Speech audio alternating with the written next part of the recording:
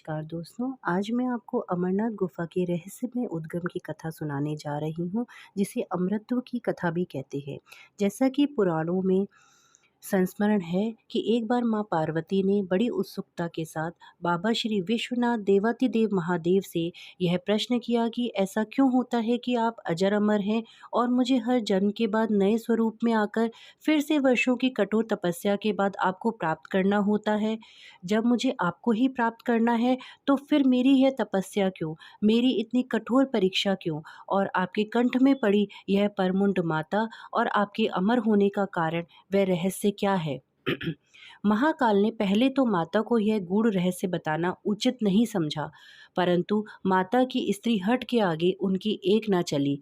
तब अंतोगत्या महादेव शिव को माँ पार्वती को अपनी साधना की अमर कथा, जिसे हम अमृतत्व की कथा के रूप में जानते हैं, इसी परम पावन अमरनाथ की गुफा में कही। भगवान शंकर ने माँ पार्वती जी से एकांत व गुप्त स्थान पर अमर कथा सुनने को कहा, जिससे कि अमर कथा को कोई भी जीव, व्यक्ति और यहाँ तक कि कोई पशु पक्षी ना सुन ले, क्योंकि जो कोई भी इस अमर कथा को सुन लेता वह अमर हो जाता।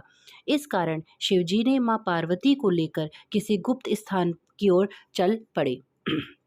सबसे पहले भगवान भोले ने अपनी सवारी नंदी को पहलगाम पर छोड़ दिया। इसलिए बाबा अमरनाथ की यात्रा पहलगाम से शुरू करने का तात्पर्य या बोध होता है। आगे चलने पर शिवजी ने अपनी जटाओं में चंद्रमा को चंदनवाड़ी में अलग कर दिया और गंगा जी को पंचतरणी में और कंठाभूषण सर्पों को शेषनाग पर छोड़ दिया। इस प्रकार इस पड़ाव का नाम शेषनाग पड़ा। आगे की यात्रा में अगला पड़ाव गणेशटाप पड़ता है। इस स्थान पर बाबा ने अपने पुत्र गणेश को भी छोड़ दिया था, जिसको महागुणा का पर्वत भी कहा जाता है। पिस्सू घाटी में पिस्सू नामक कीड़े को भी त्याग दिया। इस प्रकार महादेव ने अपने पीछे जीवनदायिनी पांचों तत्वों को भी अपने से अलग कर दिया। इसके साथ माँ पार्वती संग एक गुप्त गुफा में प्रवेश कर गए। कोई व्यक्ति, पशु या पक्षी गुफा के अंदर प्रवेश कर अमर कथा को ना सुने, इसलिए शिव जी ने अपने चमत्कार से गुफा के चारों ओर आग प्रज्वलित कर दी। फिर शिव जी ने जीवन की अमर कथा माँ पार्वती को सुनाना शुरू किया। कथा सुनते सुनते देवी पार्वती को नींद आ गई और वह सो गई, जिसका शिव जी को पता नहीं चला। भगवान शिव अमर होने की कथा सुनाते रहे। इस समय दो सफ़ेद कबूतर श्री शिव जी से कथा सुन रहे थे और बीच बीच में गूं गूं की आवाज़ निकाल रहे थे। शिव जी को लग रहा था कि माँ पार्वती कथा सुन रही हैं और बीच बीच में हुंकार भर रही हैं। इस तरह दोनों कबूतरों ने अमर होने की पूरी कथा सुन ली। कथा समाप्त होने पर शिव का ध्यान पार्वती माँ की ओर गया, जो सो रही थी। शिवजी ने सोचा, अगर पार्वती सो रही है तब इसे सुन कौन रहा था। तब महादेव की दृष्टि कबूतरों पर पड़ी। महादेव शिव कबूतर पर क्रोधित हुए और उन्हें मारने के लिए तत्पर हुए। इस पर कबूतरों ने शिवजी से कहा कि हे प्रभु, हमने आपसे अमर होने की कथा सुनी है। यदि आप हमें मार देंगे तो अमर होने की यह कथा झूठी हो जाएगी।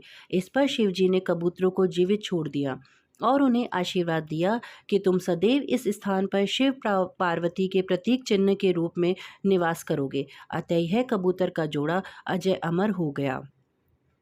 माना जाता है कि आज भी इन दोनों कबूतरों का दर्शन भक्तों को यहाँ प्राप्त होता है।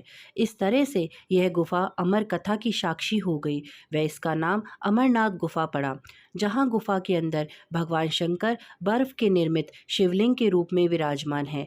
पवित्र गुफा में माँ पार्वती के अलावा गणेश के भी अलग से बर्फ से निर्मित प्रतिरूपों के दर्शन किए जा सकते हैं। इस पवित्र गुफा की खोज के बारे में पुराणों में भी एक कथा प्रचलित है कि एक बार एक गडरिये को एक साधु मिला, जिसने उस गडरिये को कोयले से भरी एक बोरी दी, जिसे गडरिया अपने कंधे पर लाद कर अपने घर को चल दिया।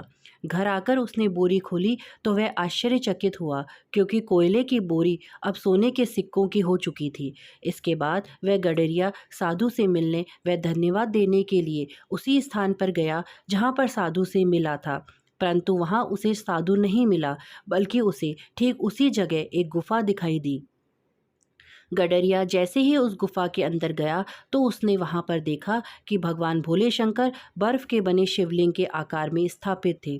उसने वापस आकर सबको यह कहानी बताई और इस तरह भोले बाबा की पवित्र अमरनाथ गुफा की खोज हुई। धीरे धीरे करते दूर दूर से लोग पवित्र गुफा व बाबा के दर्शन के लिए पहुंचने लगे, जो आज एक प्रतिवर्ष यात्रा के रूप में जारी है। धन्यवाद। हर हर महादेव।